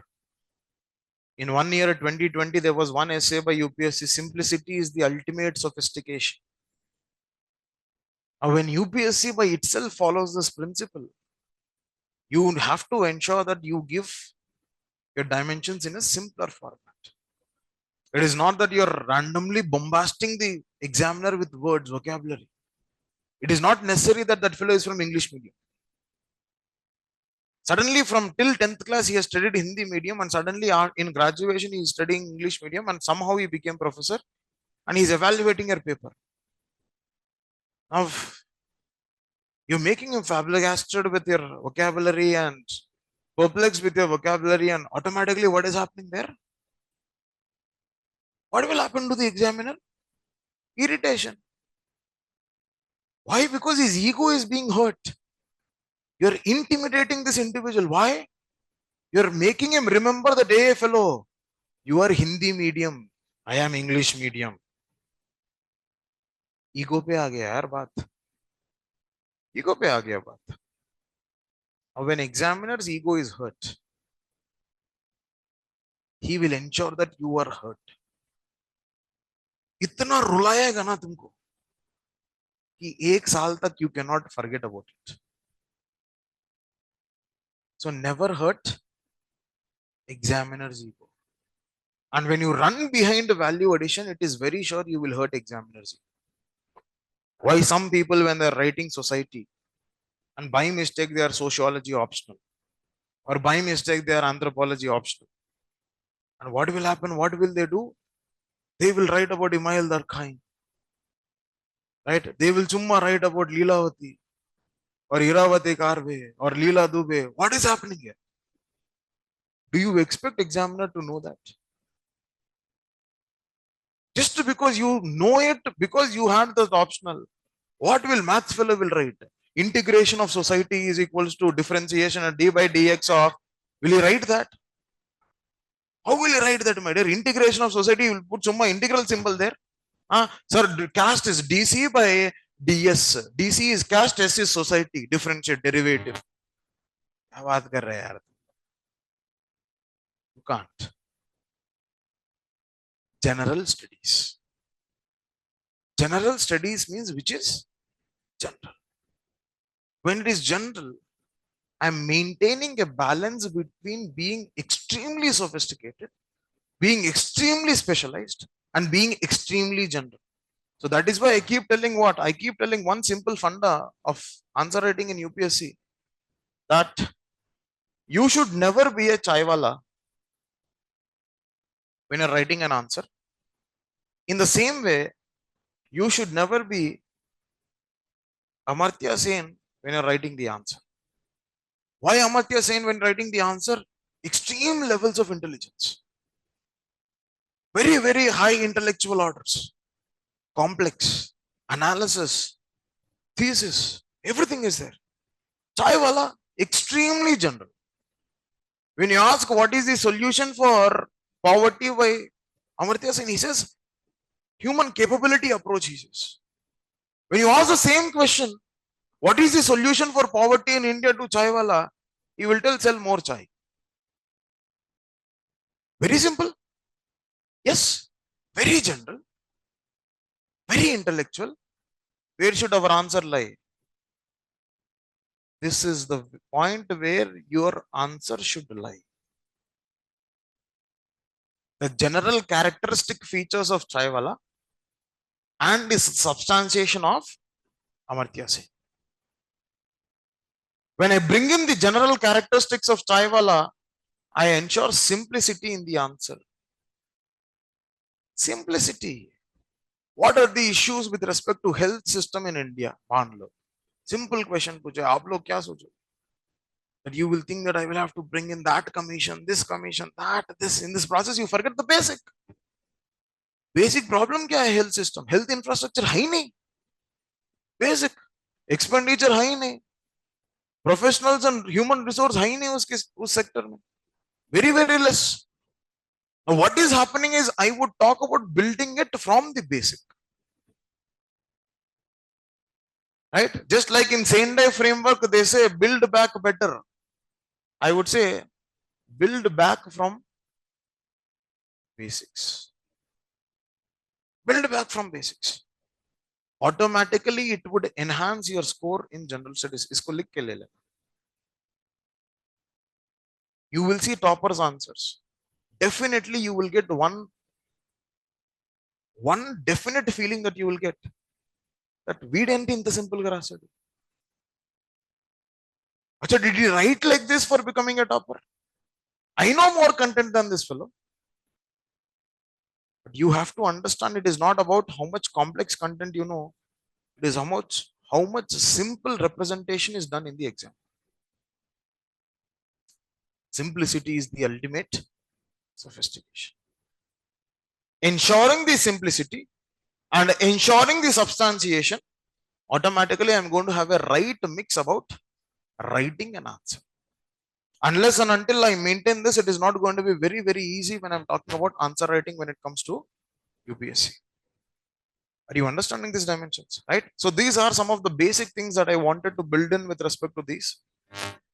What kind of approaches I can have for subject specific, right? Probably in next 15-20 minutes, I would end the session.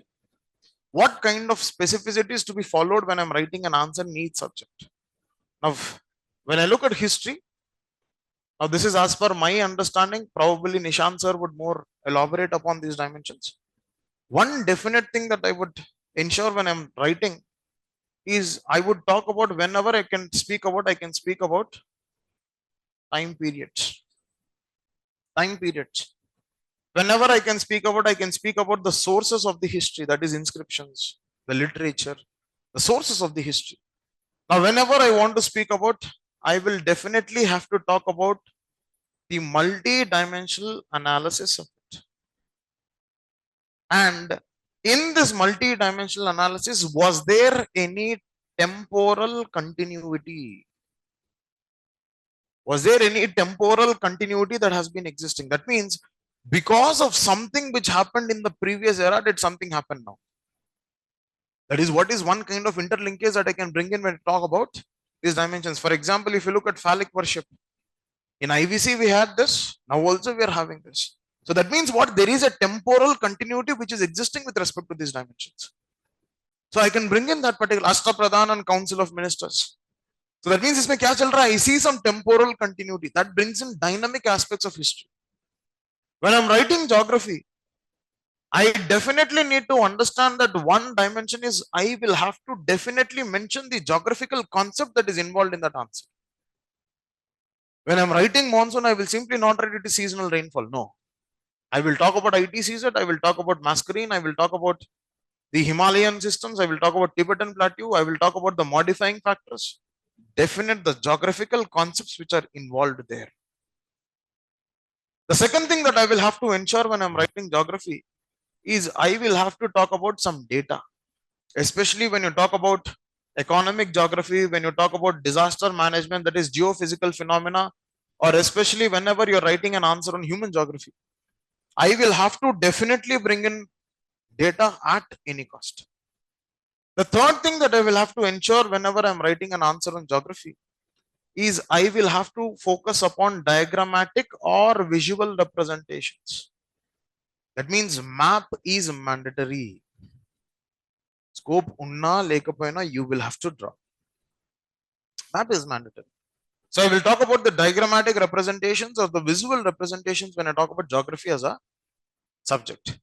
One more thing that I will have to talk about is how is it related to climate change, or how is it related to disaster management, or how is it related to environment, or how is it related to human habitation.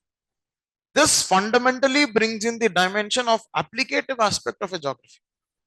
Because at the end of the day, I study geography to understand disaster. I study geography to understand this environmental dimension. I study geography to talk about the human comfort, human habitations. I study geography with respect to climate change. Or if not, maybe you're studying geography to understand the agricultural perspective, to understand the economic perspective. Right? All of these dimensions fundamentally brings in dynamism when you talk about writing an answer in geography. Now, whenever I talk about writing an answer in society, to a larger extent, I see for me, one thing is very, very important in society is I will talk about keywords. Every topic in society will have a set of keywords. When I'm writing issues of women, I will have to talk about keywords. I will have to talk about shadow pandemic. I will have to talk about gender gap. I will have to talk about wage gap. I will have to talk about gender stereotyping. Keywords. Keywords is very, very important whenever I'm writing questions with respect to society. Then one more thing which is very, very important when you're writing society is with respect to what is the extent of data, substantiation. Because hawa mein I can't simply keep writing society. I need substantiations. I need examples at any cost. If they ask you what are the changing nature of or what is the dynamism that is seen with respect to marriage as an institution, you will have to talk about sologamy as a phenomenon, emerging systems. So that means what is happening? I am substantiating my concept because society is what is seen. Society is what is understood. And from both of this comes my understanding about a particular society. And unless and until I have this particular understanding, it is not going to be easy for me to talk about societal dimension. The third thing that I'll have to understand whenever I'm writing society is I will have to be suggestive. And I will have to be progressive. Now, when I'm talking about progressive, don't be extremely progressive. Right? Please immediately bring in same-sex marriage. Why are you interested? Tell me. My fundamental question is, did Supreme Court give that? No. When Supreme Court itself said it is the purpose of the parliament, it is the purpose of the public representatives. Why are you bothered? Why are you bothered? Don't be extremely progressive. When somewhere you will have to dodge it. Dodge it. Right? When they're talking about what? Right? Cell phones or the utilization of mobile phones or the internet utilization or the screen time with respect to kids. You can't tell ban all the phones for kids and slap them and make them sit there.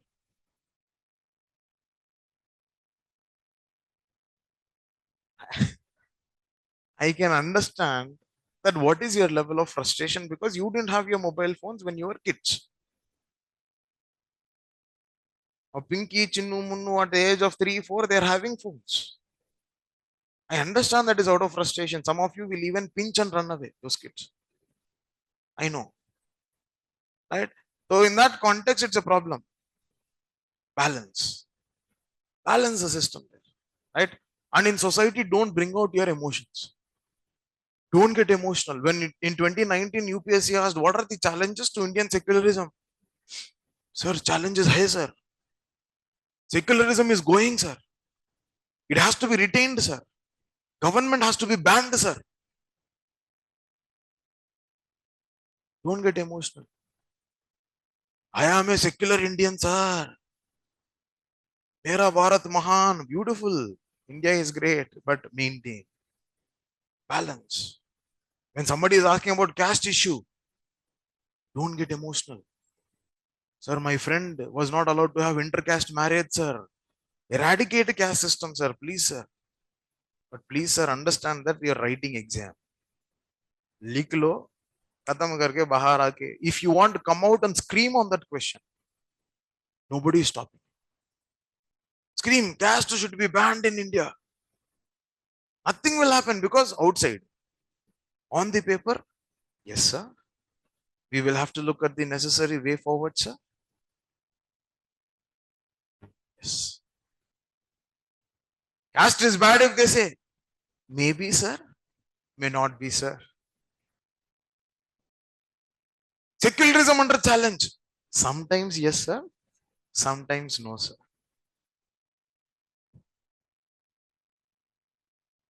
बस इतना करके आ जाना बाहर. And if examiner, what will he think? He doesn't think that you are escaping. अच्छा, he is diversifying the answer. इसको तो पूरा समझ आता है. He knows what is in and out. He is a mature guy. Are you getting this? Right? Quality. Right? Your favorite subject, I know. Right? Because everybody thinks polity is their favorite subject. I'll tell you what is the reason. The biggest reason is you start your civil services preparation by buying Lakshmikant. And that becomes very, very dear to you. And you think, ye to main to at polity. Right? My ambition is to become a politician, so I will read polity. Kya relation hai yaar isme? Right? I understand it is dear, but you have to understand that one mandatory thing is I will have to talk about constitutional articles in every answer. इसको लिख के ले लेना. You have scope, you don't have scope, simply write. If you don't have scope, also write about preamble. But ensure that you're using the word constitution and constitutional articles in polity at any cost. Second mandatory thing that you will have to see is case laws. I was seeing one aspirant had come, I think day before yesterday. Okay. The day before yesterday, they were asking me, sir, case laws have to be written. Or should I read the judgments? I was like, how many will you read? I will read all, sir.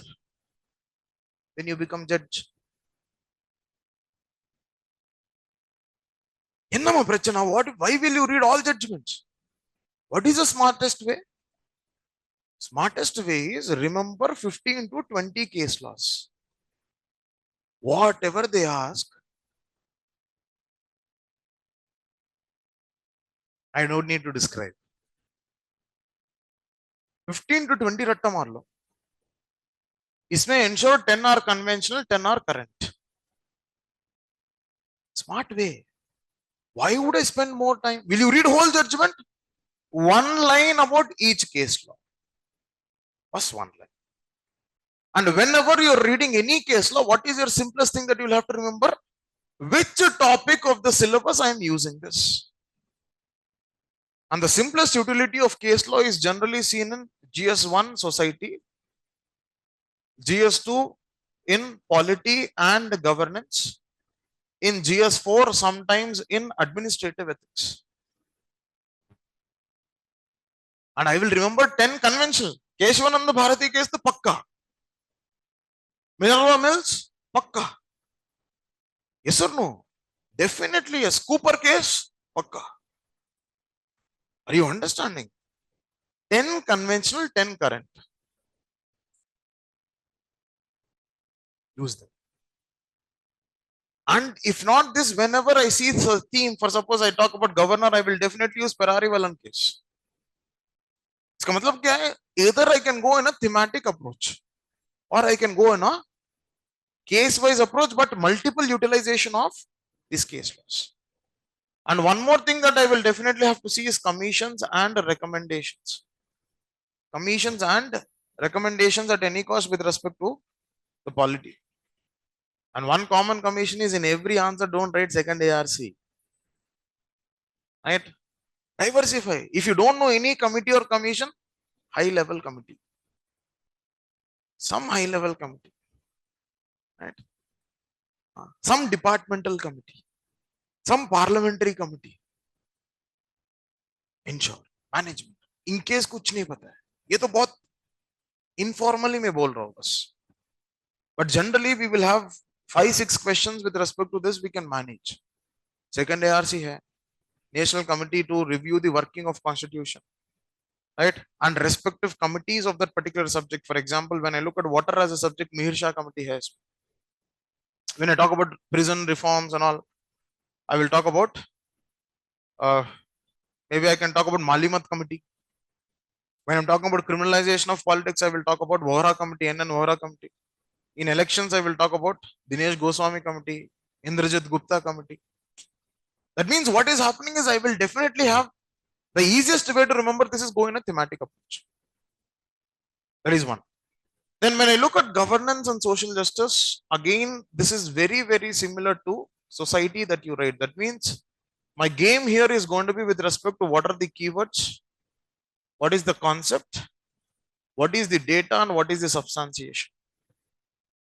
And one small addition that you will have to definitely do whenever I'm writing governance and social justice is what are the measures, not you suggest, but taken by government. That brings in a positive perception on the government.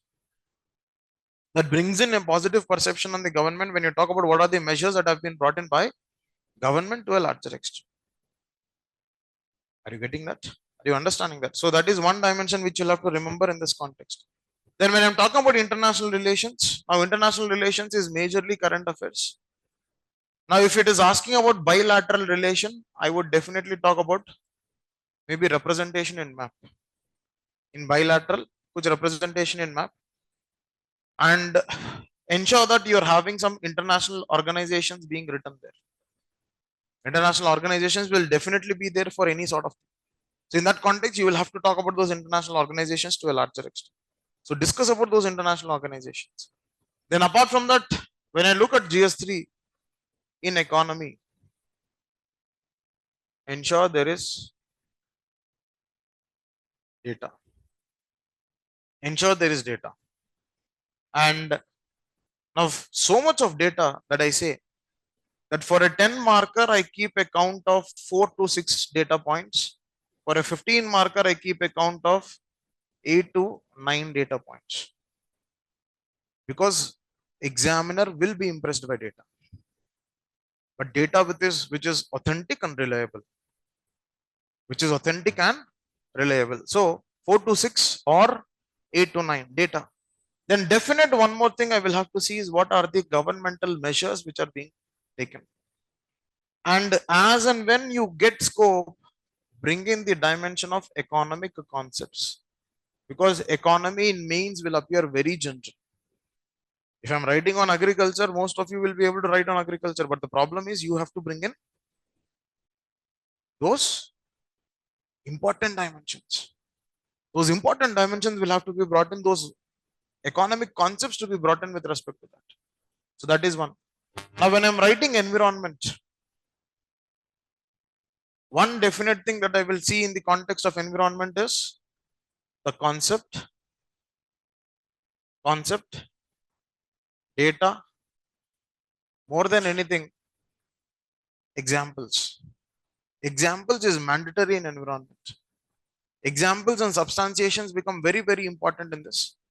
And some international and national efforts. Some international and national efforts when it comes to environment as a topic when you're writing answers. अब इसमें one more thing that you'll have to see is SNT. Always ensure SNT the way you're writing with respect to application oriented. Don't make it very static. Don't make it very static. Whenever you're writing SNT, make it application oriented. That means I'm having multi-dimensional applications being written for a particular concept. Because whenever I'm writing an answer on technology oriented nature, when I'm talking about technology oriented nature, I will have to focus upon what material? I will have to focus upon the application oriented. Then after this, when I talk about some concepts, some subject like internal security. Now, internal security is one such low hanging fruit which you can reap from GS3. And when you look at internal security, one thing that you'll have to see is I will definitely have to talk about, or I will definitely have to have the representations through diagrams. That is mapping. When I'm talking about left wing, northeast, militancy, any of this, border management, I will definitely have to have maps being incorporated there. Then apart from that, I should definitely have legislative as well as institutional measures that have been taken to maintain internal security. Now, if they're talking about money laundering, if they're talking about drug trafficking, if they're talking about terror financing, I will definitely have to have the dimensions with respect to legislative as well as institutional support or mechanisms which have been taken by the government. Right? Now, I think ethics, Shilpa ma'am will be able to speak better, but as per my understanding, I would say that definitely the clear understanding about the term, examples about the term, or examples related to that concept. Then apart from that, I also see sometimes people use some quotes, quotations, very, very basic.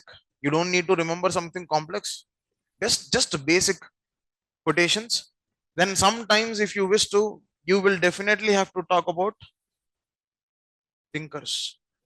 That is Gandhi, Buddha, Ambedkar, Dalai Lama, Mother Teresa, right? Your Rousseau, Aristotle, Socrates, Marx. All of these people are going to bring in the theoretical dimension of that ethical principle.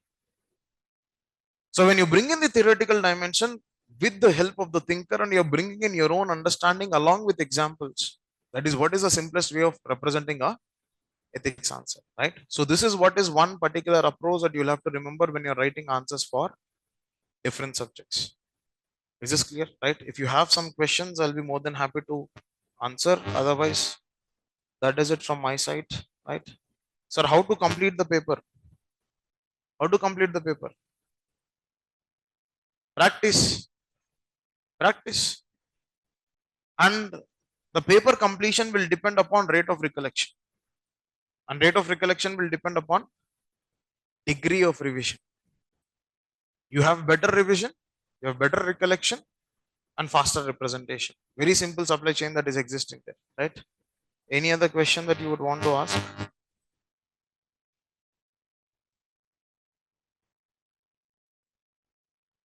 Yes. Chapta. Please do a session on crisis management and answer writing. If possible, you please upload your answer copies in Telegram group. Okay. Ah. When is the prelims result? So much suspense.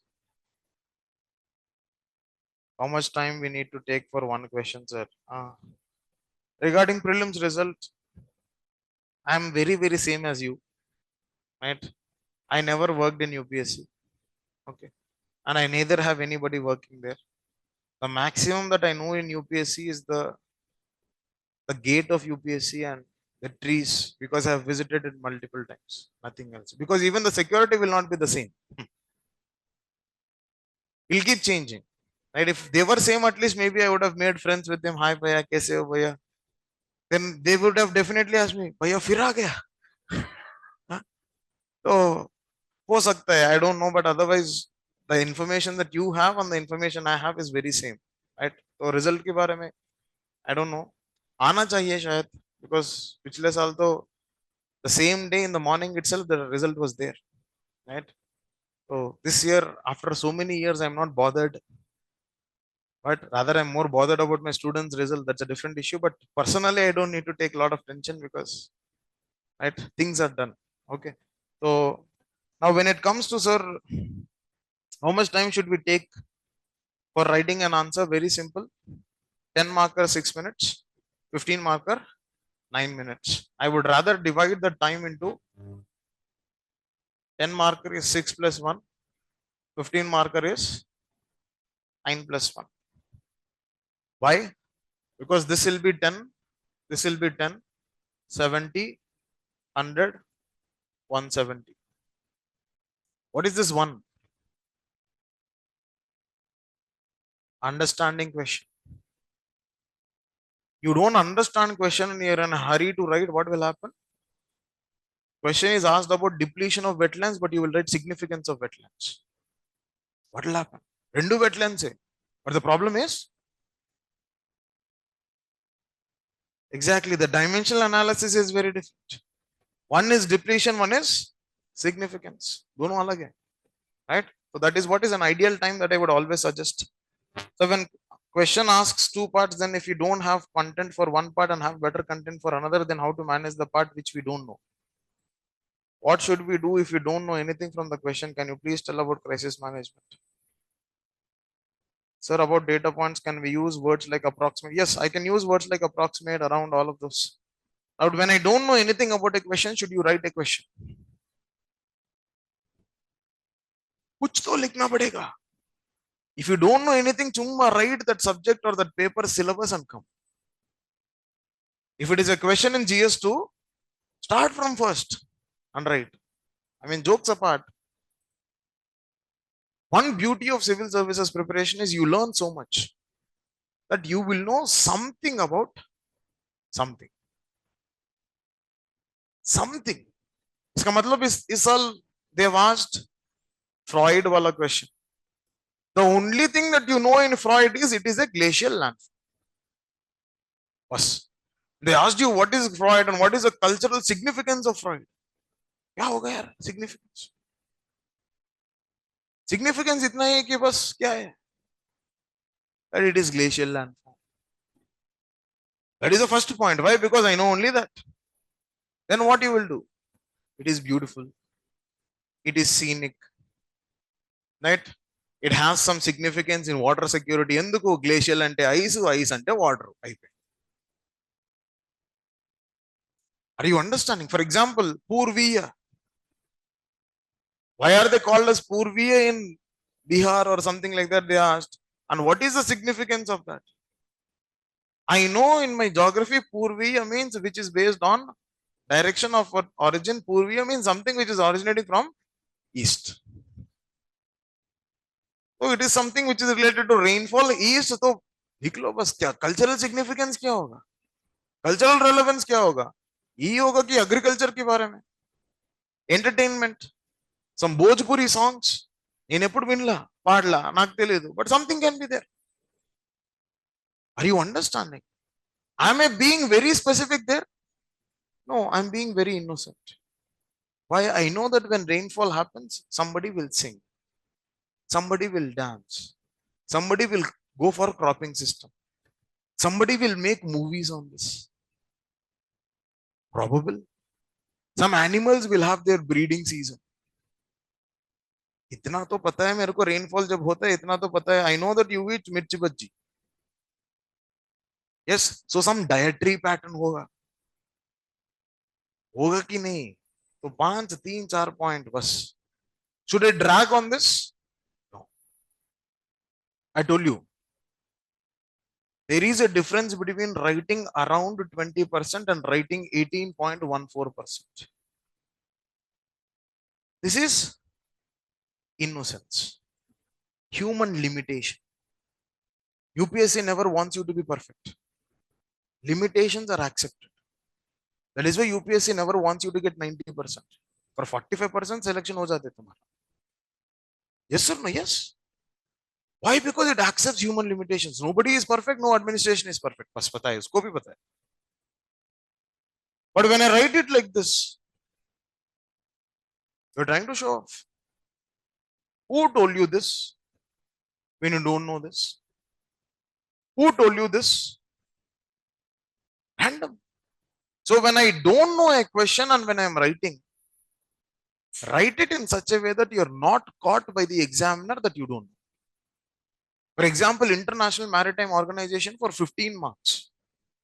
They asked the strategic and environmental significance of IMO. The only thing that I know is IMO. Nothing else I know. You don't even know where is headquarters because prelims has been, you have written prelims in 3-4 months before. IMO, God knows. International Maritime Organization. That means it's an organization which is international, which will look into some maritime aspects. Finish. Strategic sea lanes of communication. Net security provider. दो तीन words है international relations में keep throwing. Environment में क्या? Marine species, coral reefs, सम marine resources. बस कितना? 5 point उधर 5 point इधर. बस instead of writing 3 pages I will write 2.5 pages. Why? Because I know and I want examiner to know that I don't know full things, and on this basis you will manage. Why? The simplest way to manage is etymology. If you don't understand the English meaning of it, go to Hindi meaning of it. Sir, English is raadu, Hindi raadu ante na nenu cheyalenu. I can't help out, but if you actually have some basic understanding on Hindi, that is a better way of understanding things.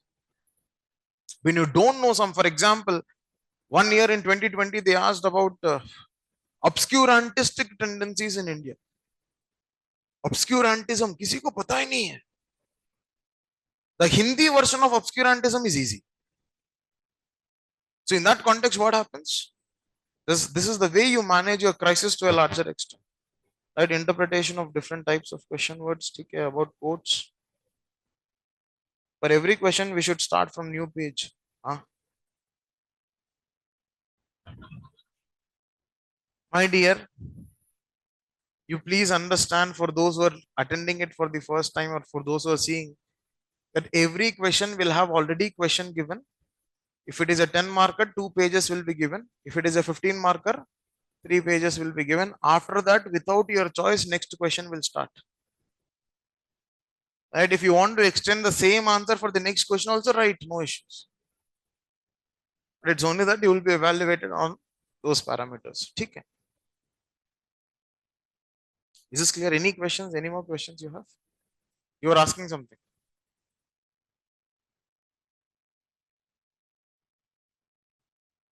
See, for those who are starting answer writing now, the basic apprehensions that I can mostly see is I should learn everything and then start writing.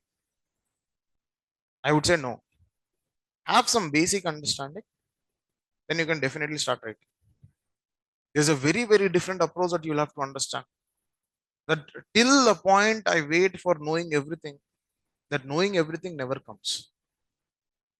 I know 40-50%. I know something to write for a 10 marker, immediately I would say start writing answers.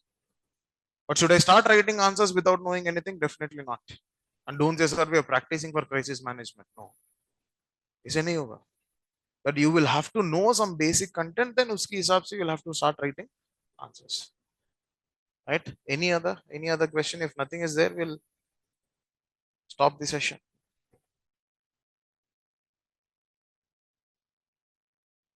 Then next separate session, we'll have one more session. Don't worry. Right? Because I don't think I'll get time to do that. Probably maybe I'll ask Nishant sir to do it on that. Probably. Is this clear? Right? So that's it from my side. All the best for those who have written prelims. And those who will be reading prelims also, all the best. Right? Thank you.